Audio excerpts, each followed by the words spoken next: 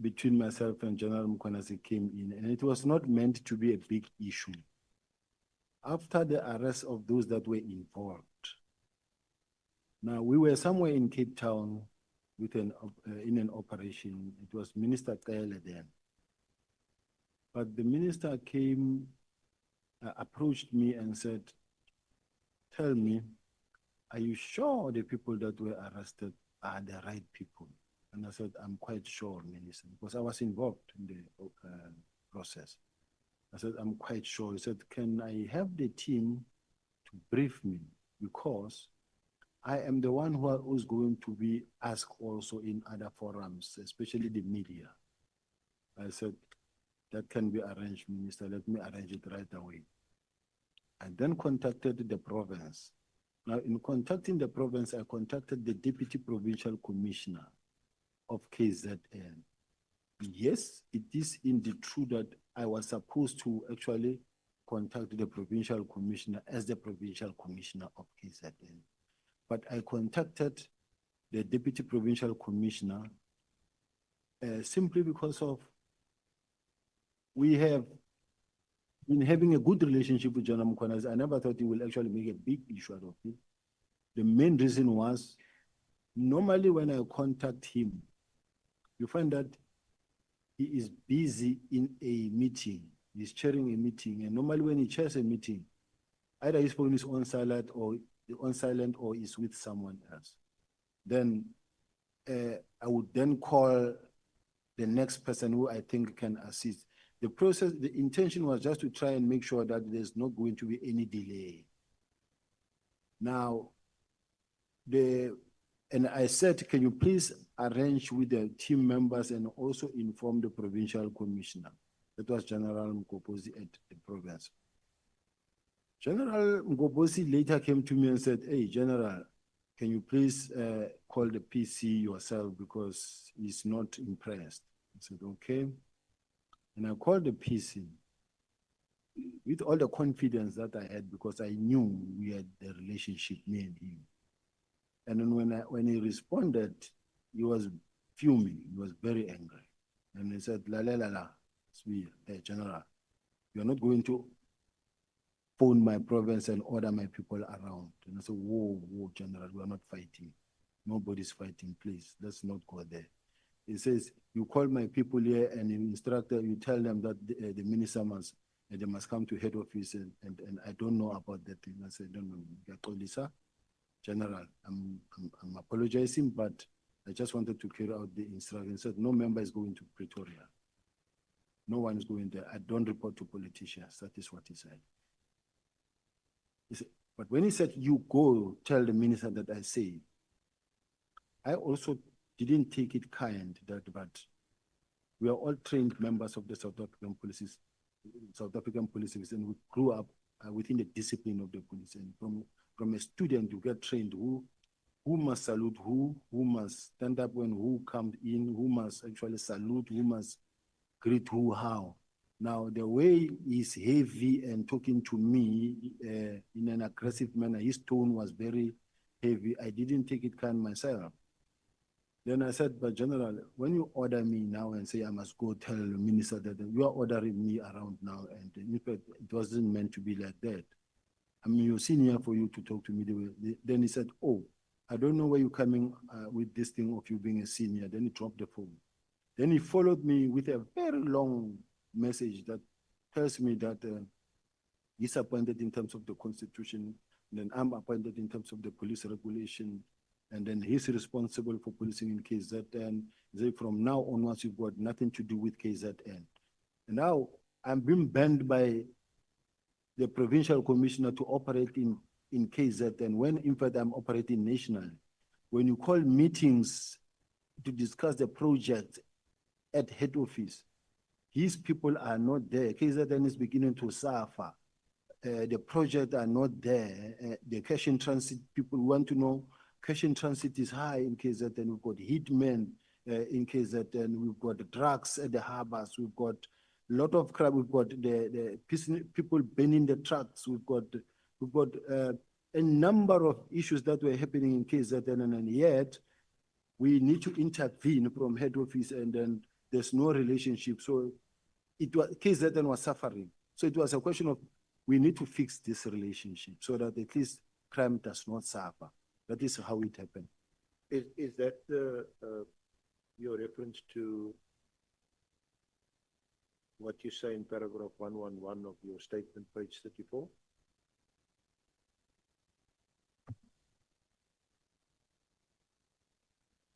Yes. And what was that date? I don't have the date, Chair. The date in which that happened. Or maybe just give us a month. It was in this year. I can simply say it is the AKA arrest. It was on the day the people were arrested. Because what happened, it was an anniversary. It was almost a year after the murder of AKA. And the spokesperson comes and say, the media wants to know what is going on. It's almost a year and there's nothing that is happening on the arrest of the ANC. So what must I tell the media? At the same time, that's when I started getting involved too much with the team and say, guys, now it's all in our name and now we are being disgraced here. Now what is going on? How can we assist? How can we support that we trace these people? Then we arranged a meeting with the team. And then myself and the National Commissioner, we flew to Durban. We met the team with the provincial, the acting provincial commissioner, if I remember. But there was a team there and the prosecutor that was involved. We met at the airport. And then we agreed that they will actually arrest because we knew where the people are and who was involved. And they agreed they were going to arrest, and they arrested. So, can you recall whether this was before or after a meeting that both of you had, also with the minister present? That was it in May this year? No, that one of AKA, it was more of, it was Minister Kele. Sorry? It was Minister Kele at that time. Yeah. And this other one of May, it was Minister Senzo Mkunu. Yeah, I'm talking about that meeting. What about, yes, were the two of you in a meeting? Yes. And what was the purpose of that meeting? What was discussed at it? The minister really, I saw a message, an email that was sent to me. An email that was sent to us.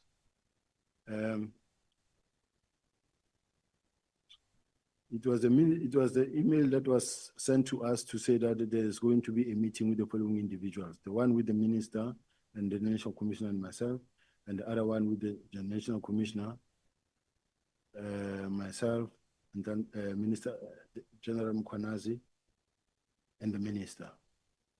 And in that meeting, the minister actually opened the meeting and he indicated the purpose for the meeting, and that we as senior managers, if we really don't find a way of resolving our challenges or our issues, it is South Africans that suffer. And then you would want us to find a way to resolve whatever issues that exist. And then we were okay with the meeting. We shook hands with General Mokgotsi. We saluted. We left after the meeting. But you know, in his evidence, he says he doesn't want to shake hands with the colonel. Minister, Chair, and Honorable Chair and Honorable Members, it is not true. It was a very matured meeting. There was no fight because immediately after that meeting, General Mkhwanazi invited me to the Police Excellence Awards. I think the invite, look at page 164 of the core bundle. 164.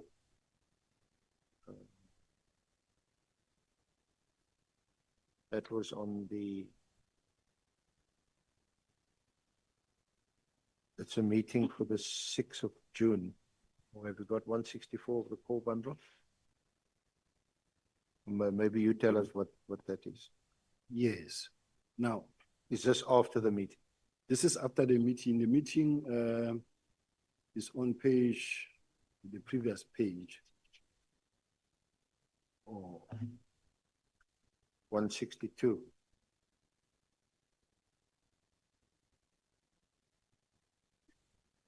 This is, yeah, from yes, Brigadier Letoko.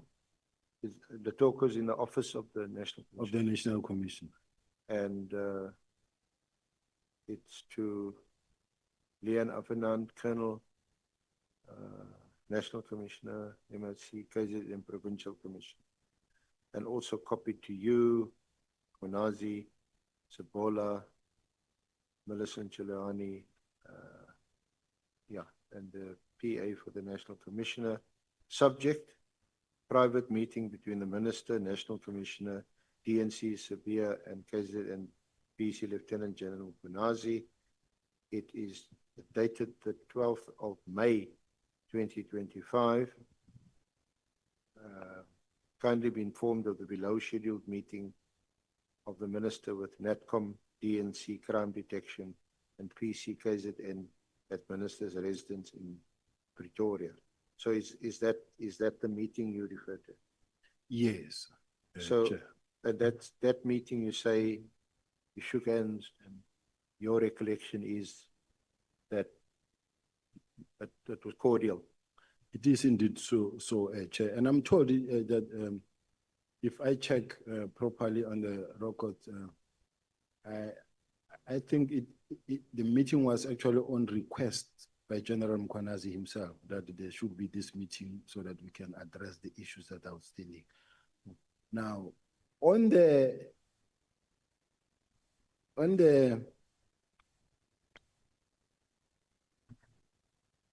2nd of July, 2025. No, not that one. No, 164. 164. Yeah, 164. Yeah. I received an invitation signed by the Provincial Commissioner of KZN, General Mkhwanazi, where he says that invitation to the Provincial Excellence Awards KwaZulu-Natal on 6 June. The KwaZulu-Natal province will be hosting the Provincial Excellence Awards to award members and officers who rendered outstanding service on Friday, 6 June 2025 at International Convention Center in Durban. All guests are required to be seated by 17:30. On behalf of the KwaZulu-Natal Provincial Commissioner, Lieutenant General N.S. Mkhwanazi, you are kindly invited to attend this important meeting event. Please RSVP not later than 2025-0603 to confirm your attendance. Should you wish to have any questions or need further assistance, please contact Colonel Funani at this number or Warrant Officer Stradom at this number. So did you attend this awards evening? I did attend. I did attend it. And what was that occasion like? I take it the National Commissioner was also there. Chair, I just don't want to make a mistake. I do know that there's one I didn't attend, but this one I don't think I attended. I didn't attend this one. There's one that I attended where it was now with the police. I think it was a National Police Day, but the excellence one I didn't attend. They even made a follow-up whether I'm coming or not, but I was not able to come because the National Commission had sent me Cape Town, I think. And then on, what is that on, 165?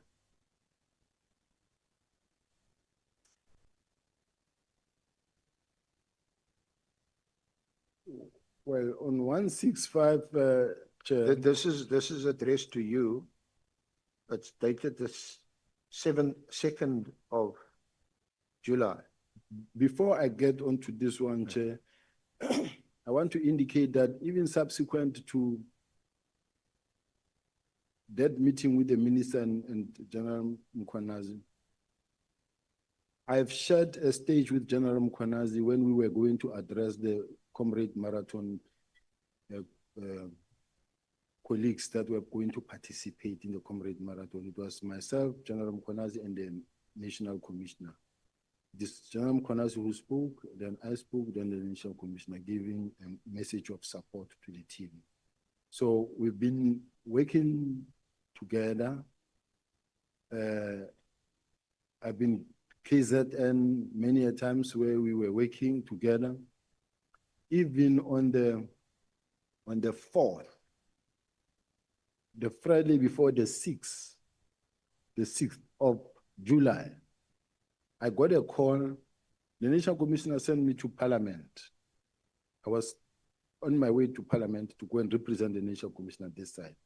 I got a call from General Mkhwanazi. And then he said to me, "Hello, boss, you called me boss on that day." He said, "Hello, boss, will you be attending will you be coming to Durban?" I said, "Yes, General, I will be there." And then he said, "Ubo Chopel," he said, "You must let me know because you are the senior manager of the South African Police Service. I must know when you are in the province because you will have a puncture and the next thing you won't know what happened to you." I said, "No, General, I will let you know." And then I didn't let him know though, but I went to Durban. So I'm just indicating, or rather demonstrating that even on the 4th of July, the eve of the press conference, I spoke to him and I didn't even know and I didn't see it coming actually. Thank you, Chair.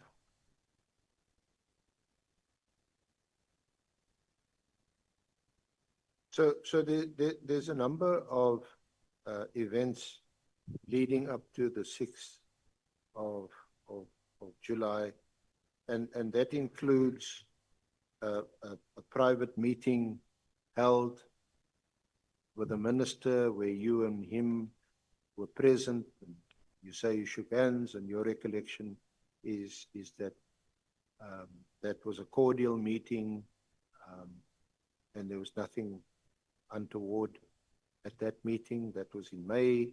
Then in June, you get an invitation to attend a Provincial Excellence Award, and then subsequently you also went to Durban on the 4th of July at his invitation.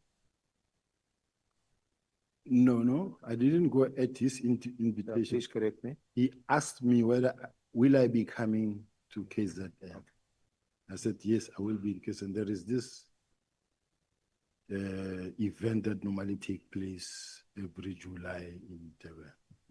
So he was asking whether I'll be going, and I said, yes, I'll be there. And this is after the minister's letter of the 31st of December 2024. This is after your letters that you wrote. Yeah, that is long after that. Yeah. Honorable Chair, is this a convenient point to break for lunch, perhaps? Before I go on to a new topic.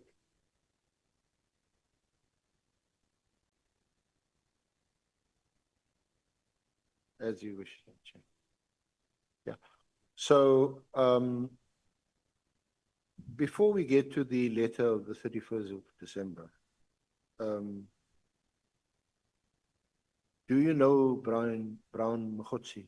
I know Brown Mokgotsi. How do you know him? Brown Mokgotsi, I know him as an activist in Northwest, but I didn't know him. I also Googled him and I saw him at some point. He was commenting and making it was an interview, but relating to the former premier and Gauteng, former premier of Northwest. And he also contacted me. Remember that he would also collect some information there around there, what is going on, whether be it the tender-related corruptions there or concerns that he had. And then also he ended up also aiding the fact that, look, I just also want to warn you that you must know that the intelligence people are working on you. They're busy in your case after you. I knew about it, and then he was just telling me something that I was aware of. And I even spoke to the National Commissioner about it at some point. I said, NASCOM, I just got this strange call from this person. He says he's Brown. I didn't know Brown Mokgotsi, but he said he's Brown. And then we were leaving his office, and the National Commissioner said, well, let's keep on listening to him and let's hear what he says. And we didn't entertain it further. What is your relationship, if any, with Brown Mokgotsi? Senior Counsel, just before you proceed, General, are you saying that he called you? You called me, Chair. And informed you that the intelligence people are listening to you or are investigating you? Yes, Chair, and that was the case. Without you having had a discussion with him before about a matter like that? Yes, Chair. Okay. I had not even met him, not even once. Even my records can show. But he phoned you. He did call me. So his phone will show that. His phone will show that he phoned you. Yes, the record can indicate that. The records are there, they should be there. Yeah. So how does he get your number? I mean, a senior person like you in the police, I'm sure a lot of our citizens would want to phone higher up sometimes when they're frustrated because a crime is not being addressed or followed up or solved, and then they want to phone higher up. Now, you don't know this guy? Counsel, I don't know this guy. I never contacted him before, and you do get it because at this level, you get calls from citizens of this country, and they will tell you that I'm so and so. I've been given your number by so and so and so and so. Sometimes another one will call and say, "How can I get this person?" And then they will phone around. Ultimately, they'll come across your number. Even the ministers, they do get calls from people they least expected from. So he must have gotten your number from a third party or some people. That's correct. And there's nothing unusual about that, you say? It happens all the time, Counsel. And he also gave you some information that, some people are after you, words to that effect. That's correct, Chair. So he's peddles information.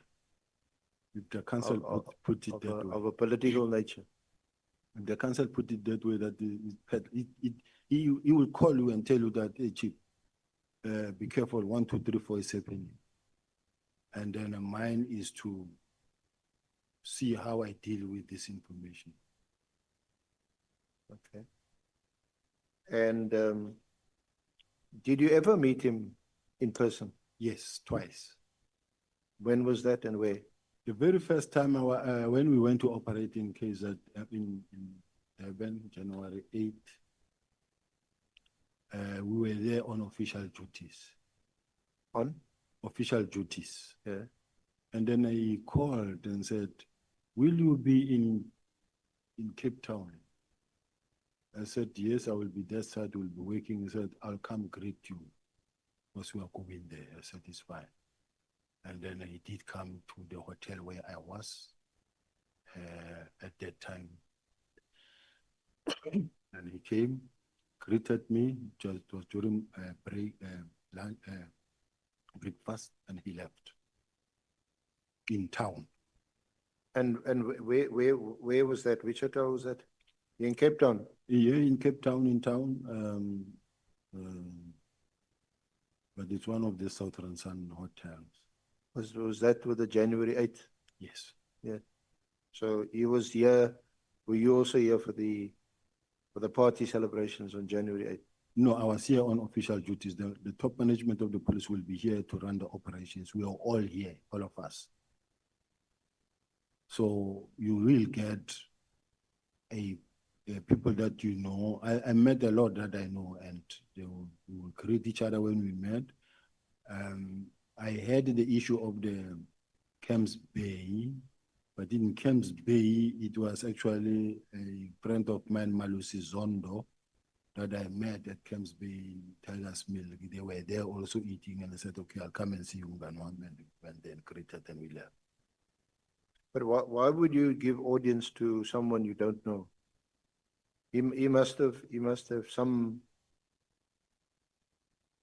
kind of influence to access you directly and even to have breakfast with you. Not many people who don't. No, I can't say really, Chair, I don't have any reason to say, no, I can't see you. You're talking to a person over the phone all the time, you're talking to the person over the phone, and then he tells you and says, will you be there? And I say, yes. I say, I'll come and greet you. I say, it's okay. To me, I didn't see anything wrong. But he must have dropped a name or two to persuade you to meet him for breakfast. No, he didn't drop names other than telling me that, Chief, be careful here and there. And then he will give me information. And the information that he gave me, you find that is the information that I know and that I see is happening around me. So did he give you that information there over breakfast? No, all the time when we speak. You know, some people you want to avoid, but some people you cannot avoid, because if someone gives you something that you know you may need, you listen to him as and when he calls. So how many calls did he make to you, more or less? You said you mentioned you spoke to him all the time. Yeah, at that time it wasn't that many times, but he's the kind of a person that I never really deliberately, so I never wanted to block him. I deal with information, and then there's no way I will block him. I will listen to him every time he calls, because you block the person, the next thing this was the person was going to save you for one or other reasons. I need that information. So you must have found him to be at least very interesting and someone who's worth listening to, because the information that he was giving you strikes you as stuff that you knew or knew of. And so you were curious, how does this guy know all these things? You see, my job, Chair and honorable members, I deal with information, I work with information, I work with crime, I deal with crime. I have to get information from all over the country, and whatever information that I get, to me, helps me. So again, so how many times more or less did he phone you? How many times more or less did he meet you? Was the Cape Town breakfast meeting on January 8th or wherever it was, on the eve of January 8th, was that the only time you actually... He met me only once here in Cape Town. And even when he left, he forgot to pay. And then... So he peddles information and he must pay for it. No, he forgot to pay. And then he said to me, hey, I forgot to pay there. Can you pay? I didn't agree to pay, because I didn't know that I was going to have a guest that I must pay breakfast for. Yeah. So I didn't pay. He then said he had to come and pay.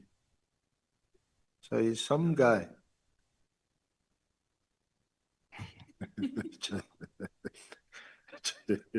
And so during this meeting at breakfast, and you still haven't said how many calls more or less he made to you. No, when he was here, Chair, I mean, it was that one call when he came here, and then from that was it. To greet, and that was it. It's not like we are friends. We are not close to each other. Does he phone you or do you phone him, and do you have his number on your phone? I had his number on my phone. I do have his number on my phone, but many a times he's the one who calls. I don't call.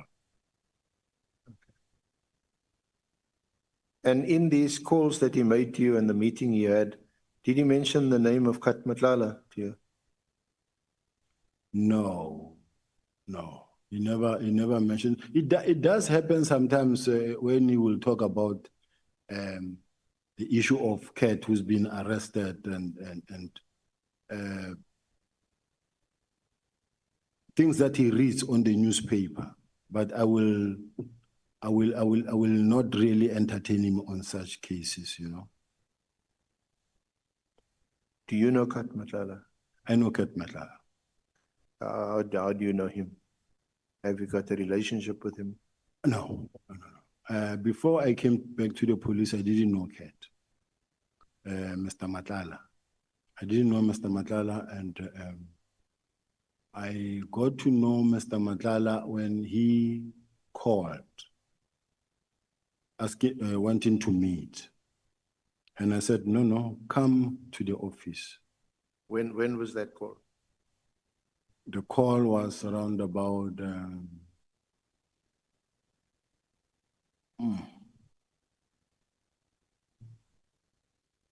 I can't remember exactly, but I do have the bundle when they wanted to have a meeting with the lawyer, because they did came.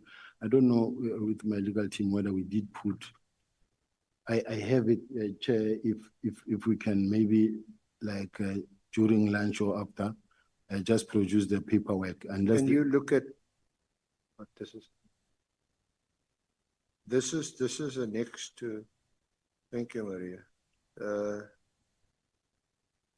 This is at pages 203 to 205 to your statement. It's not 200 it's not 203, 205.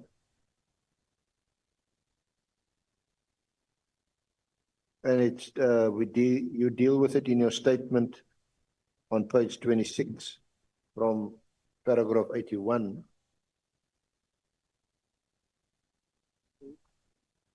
Page 203, it's SB 14.1. See, mine is blank, Chair. Hmm. 203 to 205. They're all blank, or is it just 203? No, they shouldn't be blank. There is a letter. Or is it just a really poor print? Just turn over the next page. Sorry, the SB 14.1 is, it just reads, Vusi Matlala sent on Thursday, the 22nd of February 2024. It's to Major General Sitoli, care of Deputy National Commissioner Crime Detection, and then Public Works lease. And this is in connection with the lease agreement, Medicare 24, Tshwane District. This is a letter of demand. And then if you go over the page, this is 204 to 205.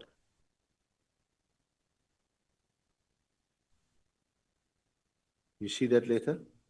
Yes, I see the letter.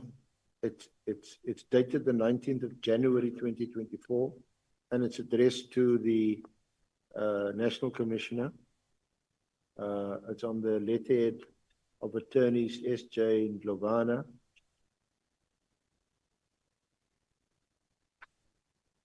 So the question is, are you aware of that email and the attached letter of demand? Yes, I'm aware, Chair. Where is it? And it's, if you look at your page 26 of your statement, perhaps you can just, if that can help you refresh your memory, paragraph 81.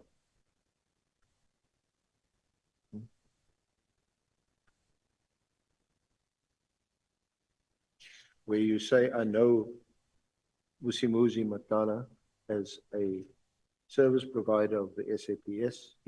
Paragraph 28, page 28. Page 26.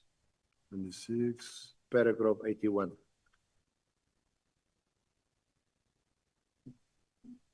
Yes.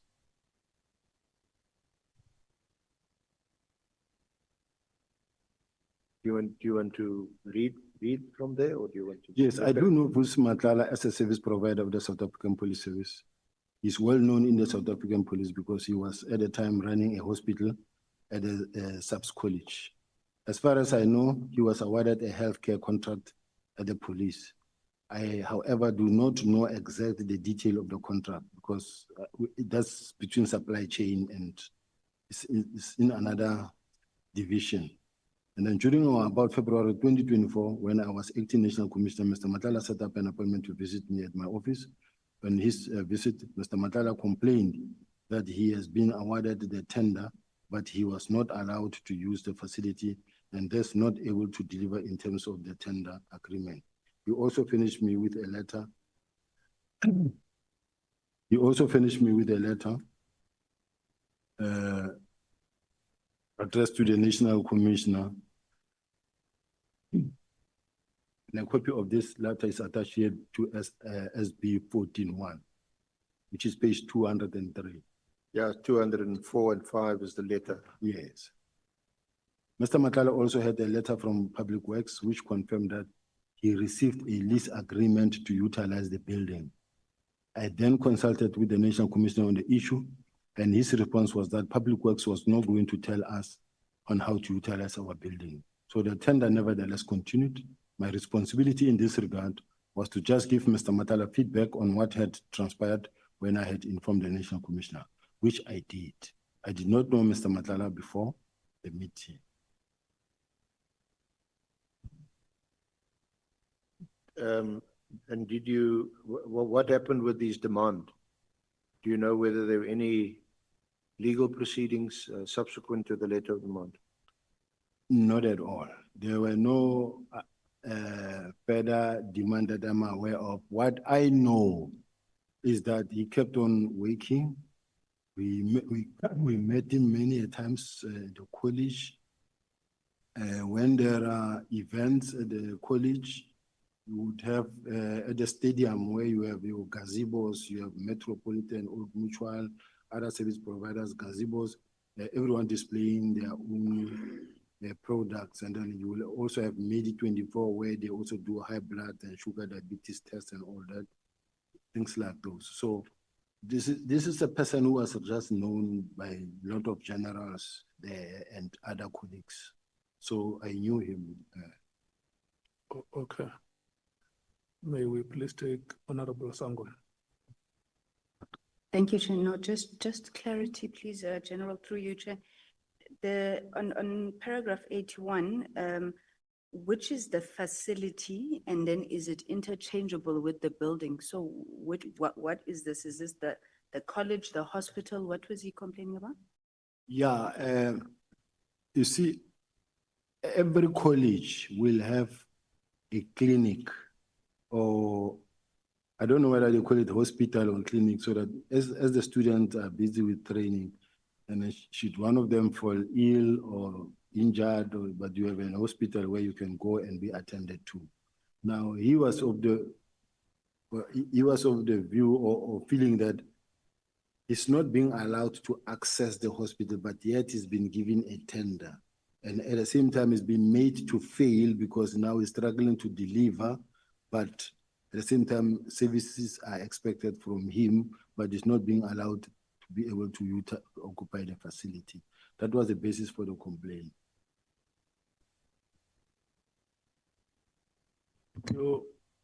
Are you satisfied, honorable member? Yes, thank you, Chair. Thank you. Senior counsel, you may proceed. Thank you, Honorable Chair. So you addressed this with the National Commissioner, Yes, and this would have been General Masmola. yes. And do you know whether it was resolved? I don't know. You don't know. And did Mr. Matlala or his attorney contact you again after that? No, I've never dealt with the matter again in relation to this one. And is it your evidence that you only then met him, had contact with him, interacted with him from time to time, like the other generals Yes, in the service at some of these occasions at the college, in his capacity as a service provider? as a service provider, as a stakeholder, yes. So how would you describe your relationship with him? Just certainly not as a, yeah, maybe We are not friends, or we were not friends. But at the same time, I was getting to know him. I wasn't really, it was, if ever I've met, in my whole life, I've met Mr. Matlala, it is 5 times less. It's not someone that I was really close to. It was just the beginning of knowing each other more. So my interactions with him is really very, very, very limited. So let me ask you about, you have seen the affidavit, you have seen the affidavit of Brigadier Kuneni in the search and seizure application. And can I direct your attention to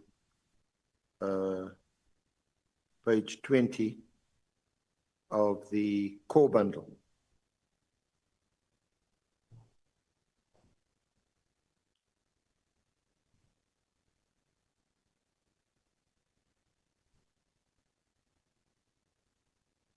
This is part of Nothing. Sure, I would do honestly.